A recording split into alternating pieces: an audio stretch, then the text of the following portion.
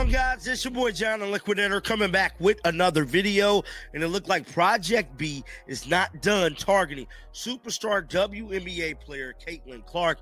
It's a $5 billion deal at stake. Guys, for this one here, we got to go all the way up to Indy. Okay, so a $5 billion deal just dropped that could literally end the WNBA as we know it. And the craziest part, they're going after Caitlin Clark so aggressively that the entire league is scrambling right now. But here's what nobody's talking about. This isn't just about money. What's really happening behind the scenes is way more insane than anyone realizes. And by the end of this video, you'll understand exactly why the WNBA might be in serious trouble. Project B. Now, there has been a lot of information coming out about the Project B project.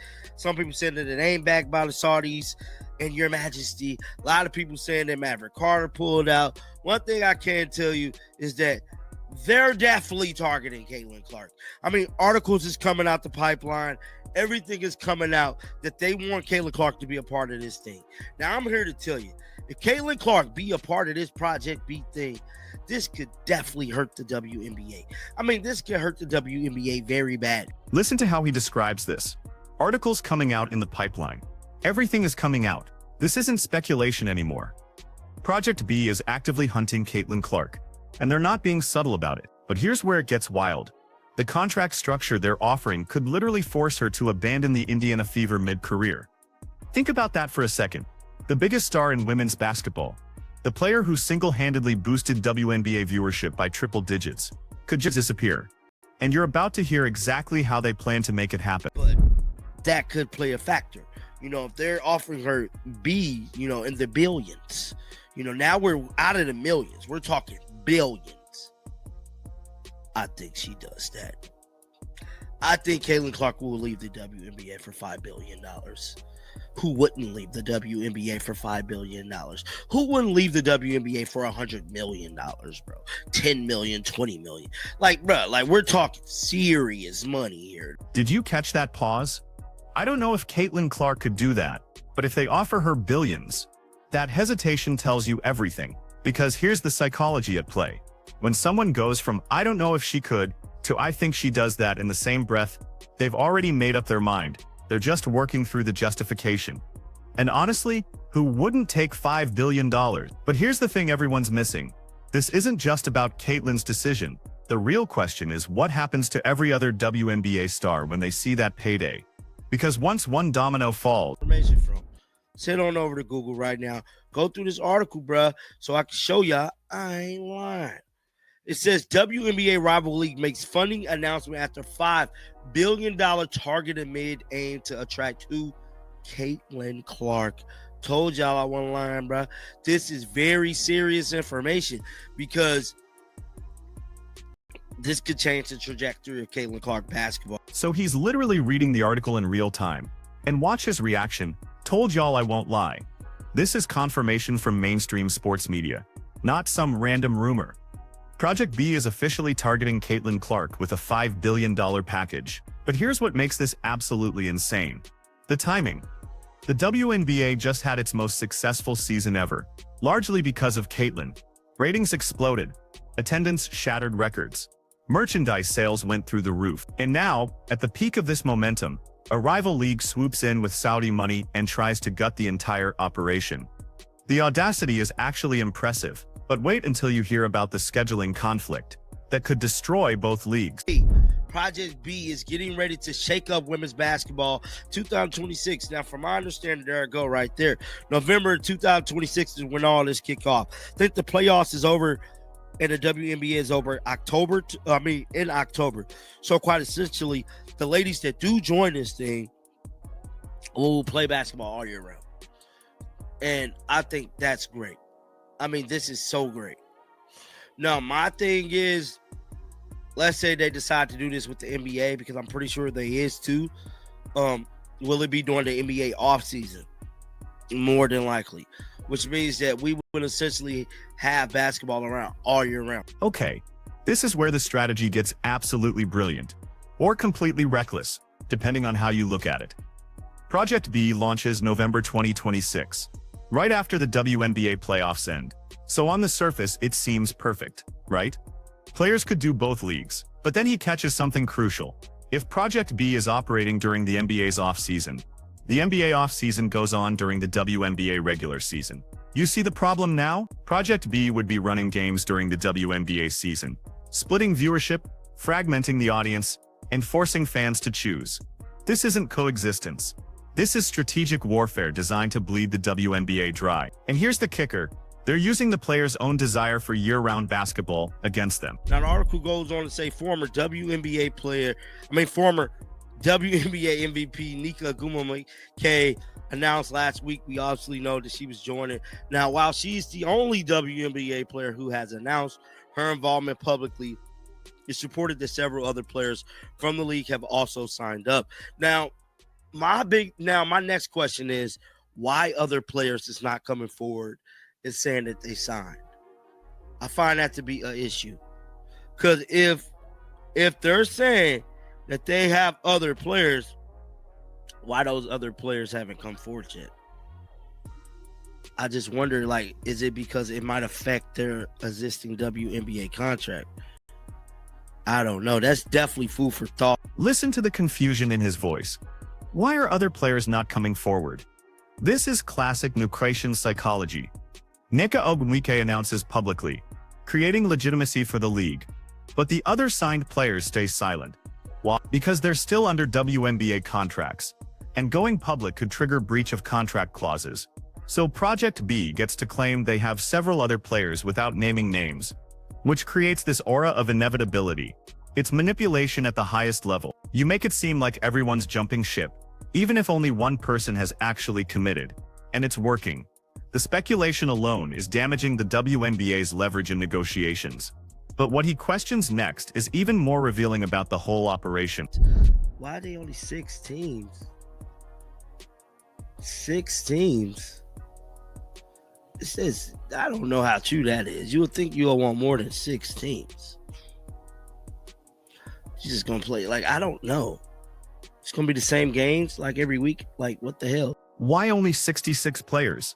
His confusion is valid, because this is where Project B's strategies either looks genius or completely insane. 6 teams of 11 players each. That's it.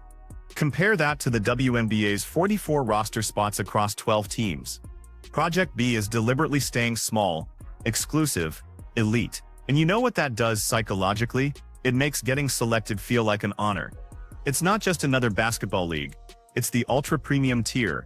Only the best of the best get invited. That exclusivity drives up perceived value, which justifies the massive salaries, which attracts bigger stars, which increases the exclusivity. It's a self-reinforcing cycle. But here's what nobody's considering. With only 66 players, the same teams would face each other constantly. Would fans actually watch that? Or would the novelty wear off in 3 weeks? For which we reported on that last week, $2 million. Goes on to say, how is Project B funded? Earlier this year, the Financial Times report that an upstart international baseball league condemned Project B was being backed by the Saudis. Yeah, man. Now, furthermore, it will be lucrative contract to offer to the appeals to WNBA biggest stars like Angel Reese definitely doing it. There's no question that Angel Reese doing it. And Kayla Clark, the latter of which perhaps the most prized assets in women basketball. I mean, there's no question Angel Reese doing it. Then it goes on to say, we're building a global basketball league, so we want a global diversity cap table around that doesn't include any dollars from the Saudis. Now, this is what came out last week, stating that this whole project is not backed by the Saudis. Okay, this is where the Saudi Arabia connection gets really messy. So initially, everyone reported that Saudi money was backing Project B. The Financial Times published it. Sports analysts confirmed it. The whole world knew. Then suddenly the league's founder starts backtracking. Doesn't include any dollars from the Saudis. We do not have any dollars coming from them. But then immediately admits that a Saudi Arabian company is an event partner. Did you catch that contradiction? That's not denial. That's money laundering through corporate structures. They're technically telling the truth while completely lying. The Saudi company isn't directly funding the league. They're just paying massive sponsorship fees that fund the league. It's the same money just filtered through London-based holding companies to avoid the PR nightmare. And watch his reaction when he realizes what's happening. It is wholly owned, based in London. Oh my God! Now they're moving the money around. Now y'all moving money around, trying to say that it ain't backed by the Saudis, bro. I don't know, dog. This whole thing is looking spooky, man. It is looking definitely spooky. Now you're moving money around trying to say it ain't backed by the Saudis, bro. That frustration is real, because he's watching them insult everyone's intelligence in real time. This is classic sports washing. Saudi Arabia wants the legitimacy and global influence that comes with owning a major sports league. But they don't want the backlash, so they create shell companies, investment funds, and event partnerships that technically separate them from direct ownership, while still controlling the money flow. And here's why this matters beyond just financial transparency.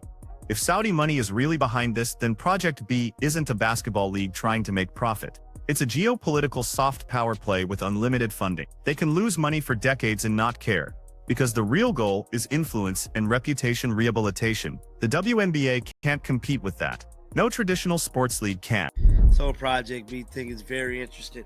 I want to know you guys' thoughts down in the comment section right now, as we get prepared for a long week. Yeah, it's going to be a fun week, guys. Definitely let me know your thoughts about this. Keep them bells on. I will be back with another video. Like always, until next time, man, shake the haters off. I'm out of here, bro. Peace out. Listen to the exhaustion in his voice. This whole thing is looking spooky. Definitely spooky. Because once you understand the full scope of what's happening, it stops being about basketball and becomes something way bigger. You've got Saudi geopolitical interests, American sports infrastructure, women's empowerment narratives, and billions of dollars all colliding in this one moment. And Caitlin Clark is standing at the center of it, probably getting calls from agents, league executives, and financial advisors all saying different things. Should she take the money and risk being labeled a sellout? Should she stay loyal to the WNBA and potentially leave hundreds of millions on the table? Should she try to play both leagues and risk injury or burnout? There's no clean answer here. Every choice has massive consequences, not just for her, but for every woman who plays professional basketball. How we need to be to make a playoff run. It's Clark splashing home a three. I mean, anytime you get to be a part of the first WNBA team in Indiana, and the first WNBA championship for the Fever, and now an opportunity for the first Commissioner's Cup. And then he just ends it. It's going to be a fun week, guys. That casual sign-off after dropping a nuclear bomb of information is actually perfect, because it mirrors how we all feel watching this unfold. What else can you say? The situation is so unprecedented, so complex, so potentially destructive to women's basketball, that all you can do is watch and wait. But here's what's going to happen next, and why you need to pay attention to every development. Project B's success or failure will determine the future structure of professional women's sports globally. If they succeed in poaching Caitlin and other stars, every women's league in every sport becomes vulnerable to the same strategy. Tennis, soccer, volleyball, hockey, all of it could fragment into competing leagues backed by sovereign wealth funds. And if they fail, it proves that player loyalty and league infrastructure matter more than pure money, which would actually strengthen existing leagues. So the stakes here are absolutely massive. This isn't just about one player or one league. This is about whether unlimited money can simply buy its way into sports, or whether something else, legacy, community, competition structure, actually matters more. So where does this leave us? Caitlin Clark has to make a decision that will define her entire career and potentially reshape women's basketball forever. The WNBA has to figure out how to compete with a league that has functionally unlimited resources and doesn't care about profitability. And fans have to decide whether they'll follow their favorite players to a new league or stay loyal to the WNBA's established structure. What happens next? Does the system change, or does money win like it always does?